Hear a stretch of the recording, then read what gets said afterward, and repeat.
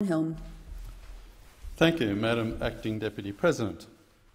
The sign in Bill Clinton's campaign office used to say, "It's the economy, stupid." It was a good sign. We politicians should focus on the economy, not grandstanding about Australia's achievements on the sporting field as if we had something to do with it, not expressing sympathy about the latest natural disaster hitting our environment, hitting our continent, as if those affected care about our virtue signalling, not maximising taxpayer funding for our pet government program, and not highlighting the private foibles of our political opponents. I'm not suggesting the government manages the economy. It doesn't. It doesn't make jobs, it doesn't drive innovation, it doesn't create anything productive. But the government can make things worse. We politicians should focus on undoing the damage that we are doing to the lives and living standards of ordinary Australians. I have 7 suggestions for reducing the damage we are doing, one for every day of the week. First things first, we should cut the company tax rate for all businesses. Currently, for every $100 of profit that a medium to large Australian company makes by producing and selling things of value, the government takes $30. This leaves the company with up to $70 to reinvest, so that the company can make and sell even more things of value. This is a matter of great concern to the company's owners, its shareholders, who have invested their money in the company. They would prefer a lower company tax rate because when a company keeps more money, that money earns a return. The value of their investment increases. It's the same for foreigners who invest their money in Australia. But in their case, they have other countries where they can invest. When our government takes $30 of their investment, while the government in another country only takes $15 or $20, they're not silly enough to keep investing here. Quite simply, Australia's company tax rate discourages investment and hurts job creation and wage growth. To undo this damage, the government must reduce the company tax rate. The second thing we politicians must do to reduce the damage we're doing to the lives and living standards of Australians is to reduce other taxes. The top marginal tax rate discourages Australians to work and save, encourages skilled Australians to work and live overseas, and discourages skilled foreigners from making Australia their home. Arbitrary fuel, alcohol and tobacco taxes damage the living standards of Australians by increasing their cost of living and discouraging them from spending their money on the things that they want. And import tariffs, including punitive taxes imposed in the name of anti-dumping, have the added detriment of discouraging Australian businesses from producing what they are best at, instead encouraging them to produce what other countries can more cheaply provide.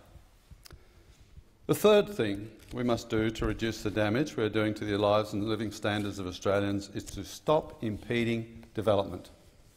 We must make it easier to undertake investments, and we must lower the cost of meeting our environmental standards. We must remove duplication in federal and state environmental approval processes. We must remove the ban on the development of nuclear energy and waste projects. And we must prevent busybodies who are unaffected by new developments from challenging the development's environmental approval. This would signal to entrepreneurs and investors that they are more likely to receive development approval. It will cost them less and the wait for approval will be shorter. There is no better way to protect the long-term employment of thousands of forestry, mining and tourism workers and to signal that Australia is truly open for business. The fourth thing we politicians must do to reduce the damage we're doing to the lives and living standards of Australians is to cut off the poison of lifelong welfare. Welfare is charity. It's not a right and it's not something that should last a lifetime or extend over generations. We let school leavers go straight onto the dole, making welfare dependency the norm rather than a path to be avoided. We allow far too many disability support pensioners to remain on the pension without reviewing their disability. We impose no obligation on the unemployed to move to where jobs are. And we reserve the worst treatment for Aboriginal welfare recipients in remote areas. Unlike other welfare recipients, these welfare recipients face no obligation to look for a real job, and they can abuse drugs and alcohol without any risk to their welfare payments. This is the prejudice of low expectations. Welfare dependency wastes the nation's human capital and consigns hundreds of thousands of Australians to intergenerational squalor. The fifth thing we politicians must do to reduce the damage we are doing to Australia's economy is to cut government spending. No more billions for intergovernment grants. No more billions for middle-class welfare, like family tax benefits for families with six-figure incomes. No more billions for the salaries of thousands of Canberra public servants in a health department that runs no hospitals, an education department that runs no schools, and an environment department that duplicates the obstacles imposed by state environment departments. A big spending government gives rise to a big tax burden.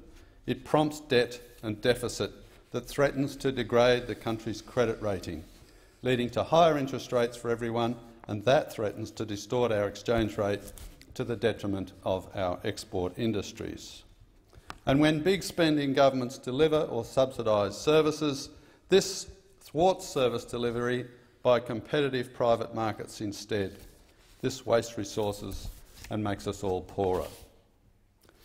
The sixth thing we must do to stop damaging the lives and living standards of ordinary Australians is to get off the backs of employers. Currently, they can't hire permanently without losing the option of firing them, and they can't employ someone on a salary that corresponds to their contribution to the business because of one-size-fits-all wage regulations, including penalty rates and the minimum wage. Less damaging industrial relations would also mean allowing more foreign ships to compete for freight jobs along Australia's coast and allowing Australian ships to pay lower wages when bidding for work in international waters. These changes would reduce the costs to Australian consumers and businesses of traded goods and promote the employment of more Australians. And finally, the seventh thing we politicians must do to stop damaging the lives and living standards of ordinary Australians is to stop intervening in the energy market. We must abolish the renewable energy target and stop energy subsidies. We must withdraw from the Paris Accord, make no commitment to reduce greenhouse gas emissions unless the rest of the world does the same, and abolish government agencies and banks that devote taxpayers' funds to propping up renewable energy.